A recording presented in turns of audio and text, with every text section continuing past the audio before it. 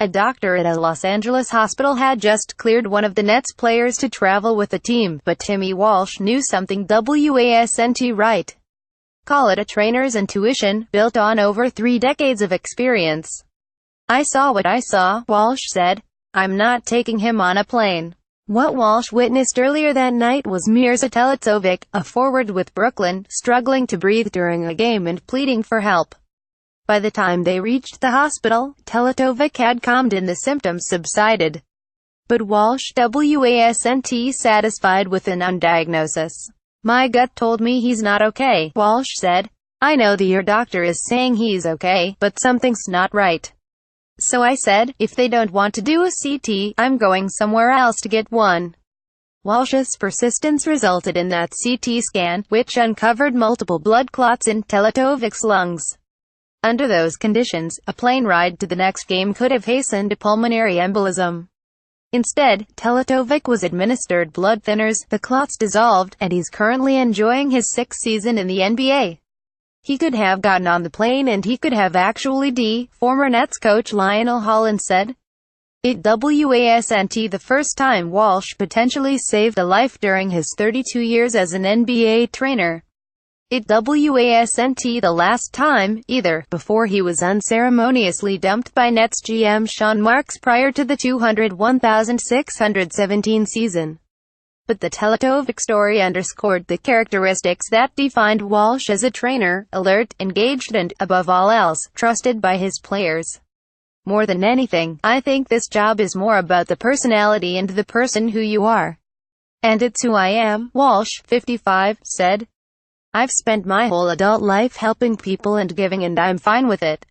And I loved it." Getty Images. Much of Walsh's attention to detail was originally forged by his relationship with Patrick Ewing and the center's high-maintenance superstitions. Separated by only about 2 months in age and sharing the same middle name Aloysius, there was plenty of common ground for Walsh, the former baseball player from Newark, and Ewing, a 7-foot Jamaican. Their connection lasted for 13 years together with the Knicks. "He was just down to earth," Ewing said. "We just clicked. He and I just clicked. Plus, he was really good at what he did." Walsh was an assistant in New York to longtime head trainer Mike Saunders, becoming the first-time staff member with that title on any NBA team. Ewing was drafted a year later, ushering in the franchise's second and last golden era. While Ewing played like a bowling ball in the paint, he was a germaphobe behind the scenes who desired order. Ewing only trusted Walsh with certain tasks. "He had to be the one to carry my shoes," Ewing said. "He was the only person who was allowed to touch it. But it wasn't just the sneakers. There was a specific wooden coat hanger Ewing required in his locker. God forbid I lost it, or it wasn't there. He thought I'd have a bad game," Walsh said, along with certain ice bags and ace bandages for his knees. Ewing's cups of water on the bench had to be freshly poured, rather than sitting on a tray collecting germs. "He was very aware of people who didn't wash their hands," Walsh said. "Patrick knew from 2 rooms away if someone went to the bathroom and didn't wash their hands. He knew it. And Patrick was not touching that person all night. 2 hours later, in the middle of the game, if that guy just hit the game-winning shot, he was fist-bumping him instead of shaking his hand. He wasn't touching the guy." Howard Simmons, New York Daily News. Eventually, Ewing and Walsh grew so comfortable together that words were no longer necessary. When Ewing touched his nose on the bench, he needed a tissue. He'd sweat so much he just felt he needed it, Walsh said. When he held up 2 fingers, it meant ice. "You know, in baseball, you have all these different sign languages. We had our own signs for different things," Ewing said. "We just developed our own way of communicating." In 1997, Walsh graduated to head trainer with the Orlando Magic. He returned home to accept the same position with the New Jersey Nets in 2000, 1 year before Jason Kidd's arrival and the start of the greatest era in the franchise's NBA history. Along the way, Walsh learned how to adjust his methods and advice based on a player's personality. With Gerald Wallace, for instance, there could be no reasoning. "Gerald Wallace drove me nuts," Walsh said of the former Nets forward. "This guy had stuff where he shouldn't be playing. He just banged his knee. He can't walk. He's going to come in and I'm going to have to tell him he's not playing, and I know he's going to want to argue with me. He's going to tackle me. He's going to want to kick my ass. But with him, I would just hide his uniform. I would get the uniform and put it away. He would walk in and it wouldn't be in his locker. And after the game, he's like, "You're right, I couldn't have played." Vince Carter required a more nuanced approach. During his first season with the Nets in 200,405, the future Hall of Famer was dealing with Achilles bursitis and frequently in pain. With New Jersey needing a victory in the final game to get into the playoffs, Carter was kicked in the heel in the first quarter at Boston and stormed off the court. Walsh quickly followed Carter, shooed away the trailing doctors and stopped the player before he got inside the locker room. "I said, no, we're not going in there," Walsh recalled.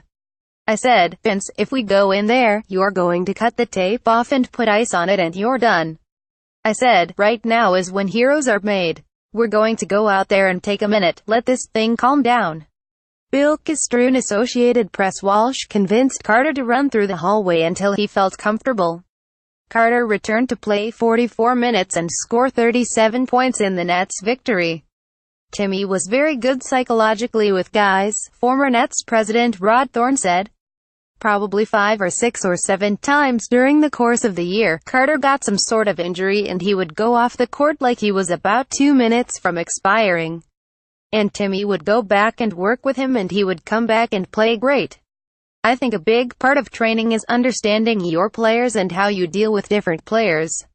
And Timmy was very, very good at that because he got to know the players and he knew how to make them tick and what you need to do in order to get them to perform to their best capabilities."